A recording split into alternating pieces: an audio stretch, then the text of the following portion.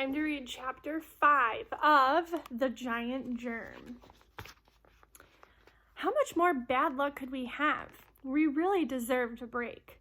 But did we get one? No way.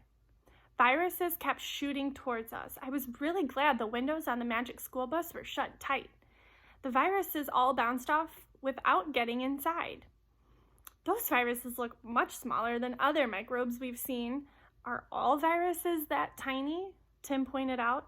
Some are even tinier, DA said. According to my book, viruses can be 20 to 100 times smaller than bacteria. Carlos watched some of the viruses land on Jimmy's shirt near the magic school bus. So can viruses be helpful, like bacteria and fungi? He asked. Do any of them clean up toxic waste or help plants and animals to break down into fresh earth? Wanda borrowed DA's book and took a look. All viruses have just one purpose, she said, to make more of themselves. And to do that, they have to invade living cells. Just keep them away from me, Arnold said. Our tiny viral friends are very unusual, Mrs. Frizzle said. They are really only half alive. Viruses show no sign of life at all when they are on their own. But once they've come in contact with something that's alive, they invade it. Then they become very active and do what microbes do best. Reproduce, we all shouted. I guess microbes just can't get enough of themselves, Carlos joked. The trouble is, viruses damage the cells they invade. And when that happens, the plant or animal or person being infected gets sick, the Frizz told us. So, when you talk about the few microbes that can hurt us, viruses go on that list, I said. You hit it on the nose, Keisha, Mrs. Frizzle exclaimed.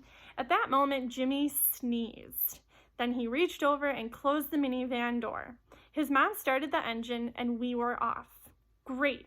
We're on the road with a walking germ factory, Arnold said.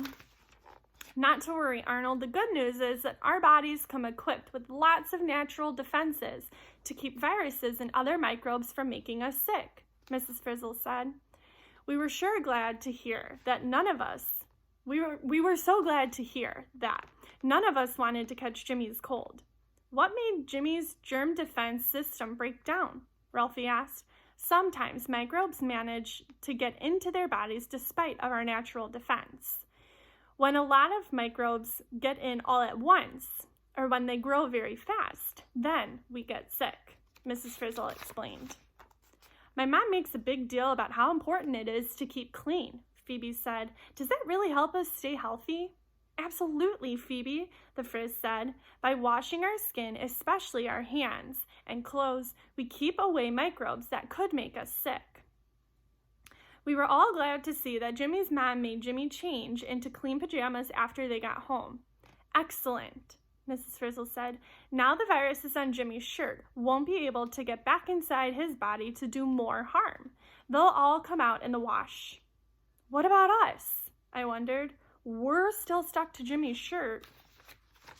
Just then, Jimmy's mother tossed Jimmy's dirty shirt into the wash machine in the kitchen, and we went with it. Oh, bad, oh, bad, oh, bad. I hope no one gets seasick, Carlos said. We're in for a wet and wild ride. Stay tuned to see what happens in Chapter 6.